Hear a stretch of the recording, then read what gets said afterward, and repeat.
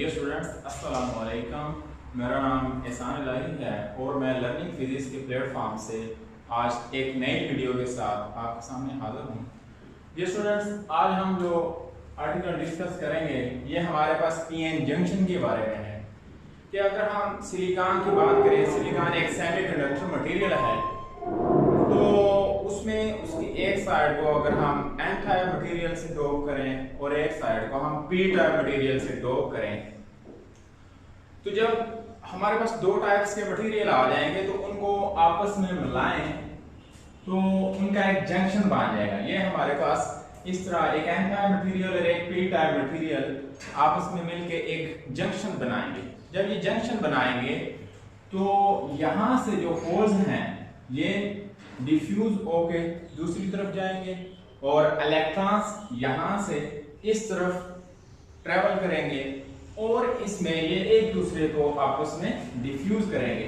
Diffuse करके ये ions में कन्वर्ट हो जाएंगे। इस तरह होल जो है वो पॉजिटिव आयन में कन्वर्ट हो जाएगा और इलेक्ट्रॉन नेगेटिव आयन में कन्वर्ट हो जाएगा। और यहाँ पे एक रीजन बना लेंगे, एक रीजन पाया जाएगा जिसको हम डिप्लीशन रीजन कहते हैं। और यहाँ पे एक पोटेंशियल डेवलप करते हैं, एक बैरियर बनाते हैं जिसको हम पोटेंशियल बैरियर भी कहते हैं। अगर हम सिलिकॉन की बात करें तो सिलिकॉन का जो हमारे पास यहाँ पे 0.7 वोल्ट जो है वो पोटेंशियल यहाँ पे डेवलप होगा। जब इलेक्ट्रॉन्स और प्रोटॉन आपस में एक दूसरे को स्टेबलाइज कर देंगे तो इलेक्ट्रॉन्स और होल्स आपस में एक दूसरे मूवमेंट नहीं होगी कि यहाँ से इलेक्ट्रॉन्स मूव करके इस तरफ नहीं आएंगे और होल्स इस तरफ नहीं जाएंगे। तो उसके लिए उस बैरियर को क्रॉस करने के लिए हमें कुछ ना कुछ एनर्जी रिक्वायर होगी। उसके लिए हम वोल्टेज अप्लाई करेंगे। तो इसमें हमारे पास इसकी दो टाइप्स हैं, एक हमारे पास फॉरवर्ड बायस आ जाता है और दूसरा रिवर्स बायस आ जाता है। जब हम फॉरवर्ड बायस की बात करते हैं तो यहाँ पे हम जो पी टर्मिनल है उसको हम एन, जो हमारे पास ये एन टर्मिनल है उसको हम नेगेटिव बैटरी के टर्मिनल से जोड़ते हैं और जो पी टर्मिनल है उसको बैटरी के पॉजिटिव टर्मिनल से जोड़ेंगे। अब क्या होगा कि अब ये इलेक्ट्रॉन्स आपस में एक दूसरे को, यहाँ पे तो रैंडम मूवमेंट थी और यहाँ पे एक दूसरे को क्या कर लेंगे, अलाइन कर लेंगे और इस तरह इनके लिए आसानी। अब ये होल्स की डायरेक्शन इस तरफ हो जाएगी, होल्स की डायरेक्शन इस तरफ हो जाएगी, ठीक है। और यहाँ पे कुछ माइनॉरिटी चार्ज कैरियर्स पाए जाते हैं इस तरह, उनकी डाटा मोशन में। तो अब इस फॉरवर्ड बायस में क्या होगा कि इलेक्ट्रॉन्स यहाँ से आसानी से ट्रेवल करके इस बैरियर को क्रॉस करके इस पी रीजन की तरफ आ सकेंगे और यहाँ से होल्स आसानी से ट्रेवल करके दूसरी तरफ एन रीजन की तरफ जा सकेंगे और हमारी डिवाइस 0.7 वोल्टेज के बाद, जितना 0.7 वोल्ट हम अप्लाई करेंगे उसके बाद ये कंडक्ट करना शुरू हो जाएगी और ये वर्किंग कंडीशन में आ जाएगी, ठीक है। इसके बाद जब हम रिवर्स बायस की बात करते हैं तो रिवर्स बायस में अगर ये हमारे पास एन टर्मिनल है तो इसको बैटरी के पॉजिटिव टर्मिनल से जोड़ेंगे और अगर ये हमारे पास पी टर्मिनल है तो इसको बैटरी के नेगेटिव टर्मिनल के साथ जोड़ेंगे। तो इस तरह क्या होगा कि इलेक्ट्रॉन्स की मूवमेंट अब अपोजिट डायरेक्शन में इस तरफ हो जाएगी। तो इलेक्ट्रॉन्स इस तरफ मूव करना शुरू कर देंगे और होल्स की डायरेक्शन क्या होगी, होल्स की डायरेक्शन इस तरफ हो जाएगी। और अब यहाँ पे ये जो बैरियर है ये क्या कर देगा, ये इंक्रीज कर देगा। जब बैरियर इंक्रीज करेगा तो हमारे लिए यहाँ पे कंडक्शन क्या मुश्किल हो जाएगी कि इलेक्ट्रॉन्स और होल इस बैरियर को क्रॉस नहीं कर सकेंगे।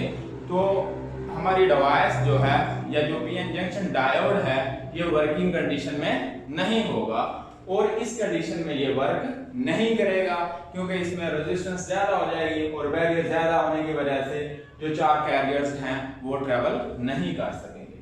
जी स्टूडेंट्स, अगर हम इसके सिंबल की बात करें तो ये हमारे पास इसका इस तरह सिंबल है। अब इसमें हम बात करते हैं तो ये हमारे पास ये इसका नेगेटिव टर्मिनल है जिसको एन टर्मिनल कहते हैं, और इसका ये पॉजिटिव टर्मिनल है जिसको एनोड कहते हैं, और ये हमारे पास कैथोड कहलाता है। इसका नेगेटिव टर्मिनल है और ये इसका पॉजिटिव टर्मिनल है जो, और ये इसका क्या है, सिंबल है। जब हम इसके ग्राफ की बात करते हैं तो डियर स्टूडेंट, जब हमने इस पे वोल्टेज अप्लाई करना शुरू किया फॉरवर्ड बायस में, तो ये 0.7 तक इसमें वोल्टेज ड्रॉप होगा इस पॉइंट तक। इस पॉइंट के बाद इसने कंडक्शन, इस तरह कंडक्शन स्टार्ट कर देंगे, ठीक है।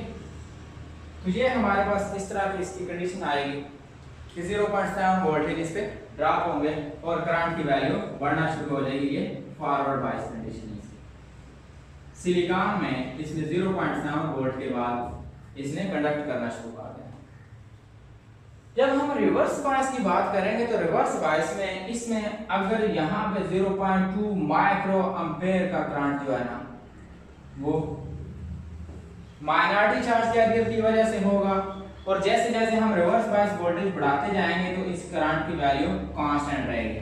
लेकिन एक रीजन ऐसा आएगा जिसमें इसकी अब्रप्टली वैल्यू क्या करेगी, इंक्रीज कर जाएगी, और ये रीजन इसके बाद ये जो हमारे पास रीजन कहलाएगा ये हमारे पास ब्रेक डाउन रीजन कहलाएगा। इसके बाद डिवाइस वर्किंग करना छोड़ देगी, और ये हमारे पास जो रीजन कहलाता है ये रिवर्स बायस रीजन कहलाता है। तो ये हमारे पास ग्राफ था। फॉरवर्ड बायस के लिए हमारे पास ये ग्राफ बनता है, और रिवर्स बायस के लिए हमारे पास simple 0.2 micro ampere current pass करेगा कि हम जैसे जैसे -75 वोल्ट तक आएंगे तो इसके बाद इसकी वैल्यू अब्रप्टली इंक्रीज करेगी और डिवाइस ब्रेक डाउन रीजन में चला जाएगा। इसके बाद अगर हम आइडियल डायोड की बात करते हैं तो ये हमारे पास इसकी रेजिस्टेंस इस तरह होगी कि हम इसमें ओम लॉ की बात करें तो V = IR, ठीक है। तो अब इसमें V/R VD और ID होगा, और R इसकी रेजिस्टेंस है। जब आइडियल कंडीशन में 0 वोल्टेज ड्रॉप होगा तो उसमें R की वैल्यू हमारे पास क्या आएगी, 0, और ये यहां से डायोड समझे कि रिमूव हो जाएगा, और इस तरह अगर डायोड है तो ये डायोड इसमें से रिमूव हो जाएगा और सिंपल ऐसे शॉर्ट सर्किट बिहेव करेगा। जब R की वैल्यू हमारे पास 0 आएगी तो ये शॉर्ट सर्किट बिहेव करेगा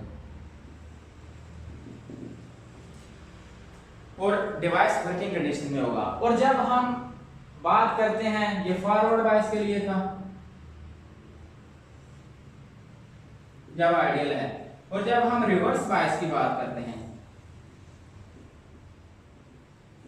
तो उसमें करंट की वैल्यू रिवर्स बायस में 0 होती है। तो जब हम R = VD/ID, ID की जगह 0 पुट करेंगे तो हमारे पास R की वैल्यू इंफिनिटी आएगी। तो device as a open circuit behave करेगा, इस तरह हमारे पास एज ए ओपन सर्किट होगा। तो इसमें हमारे पास जो करंट है वो पास नहीं करेगा और ये डिवाइस इस तरह ओपन सर्किट के तौर पर काम करेगा। स्टूडेंट्स, अगर हम बात करेंगे डायोड इक्वेशन की तो ये हमारे पास डायोड इक्वेशन है। यहाँ पे जो हमारे पास ID है वो डायोड करंट है, IS सैचुरेशन करंट है, VD जो पोटेंशियल ड्रॉप है डायोड का, और दिस सिंबल ये हमारे पास आइडियलिटी फैक्टर कहलाता है या एमिशन कोएफिशिएंट कहलाता है, और सिलिकॉन के लिए इसकी वैल्यू क्या होती है, 1 होती है, और VT हमारे पास थर्मल वोल्टेज कहलाते हैं। तो डियर स्टूडेंट्स, इस इक्वेशन के थ्रू हम डायोड करंट फाइंड कर सकते हैं, सैचुरेशन करंट फाइंड कर सकते हैं, थर्मल वोल्टेज की वैल्यू हम इससे कैलकुलेट कर सकते हैं। ये हमारे पास डायोड इक्वेशन है। डियर स्टूडेंट, अगर हम बात करें कि कि जो सेमीकंडक्टर डायोड है एज ए कैपेसिटर भी बिहेव कर सकता है। जब हम रिवर्स बायस की बात करते हैं तो रिवर्स बायस में इस तरह हमारे पास P रीजन है और ये N रीजन है। तो जब हम इसको रिवर्स बायस में यूज करते हैं तो ये जो रीजन कहलाता है ये उस वक्त रिवर्स बायस में एज ए इंसुलेटर बिहेव करता है कि यहां पे चार्जलेस रीजन होता है और ये डाइलेक्ट्रिक के तौर पर बिहेव करेगा। और हमारे पास जो Q is equal to CV की बात करें तो वोल्टेज और कैपेसिटेंस का रिवर्स रिलेशन होता है। जैसे जैसे हम वोल्टेज की वैल्यू रिवर्स में बढ़ाएंगे, नेगेटिव में रिवर्स में इसकी वैल्यू बढ़ाएंगे तो हमारे पास कैपेसिटेंस क्या करेगी, वो इंक्रीज करेगी। इसी तरह कि ये फिर और इंक्रीज रीजन करना शुरू कर देगा जब हम रिवर्स बायस में बढ़ाएंगे। तो इस तरह ये दो कंडक्टिव मटेरियल के दरमियान इंसुलेटर मटेरियल और ये दो प्लेट्स बन जाएंगी और दरमियान में इंसुलेटर मटेरियल होगा। इस वजह से जो हमारा डायोड है वो एज ए कैपेसिटर भी यूज हो सकता है। तो इसके लिए हमारे पास जो इसकी कैपेसिटेंस है ये 2 to 50 पिकोफैराड तक हम इसकी जो कैपेसिटेंस है वो सेमीकंडक्टर डायोड के थ्रू इंक्रीज कर सकते हैं। और अगर हम बात करें डायोड की तो इसका जो करंट है वो टेम्परेचर के डायरेक्टली प्रोपोर्शनल है। जैसे जैसे हम डिवाइस का टेम्परेचर इंक्रीज करेंगे तो जो हमारे पास करंट है वो क्या उसकी वैल्यू भी इंक्रीज करेगी। तो डियर स्टूडेंट्स ये था आज का लेक्चर, पीएन जंक्शन के हवाले से था। उम्मीद है आपको इसके हवाले से समझ आई होगी। अपनी कीमती तजावीज़ से हमें आगाह कीजिएगा, दुआओं में याद रखिएगा। अल्लाह हाफ़िज़।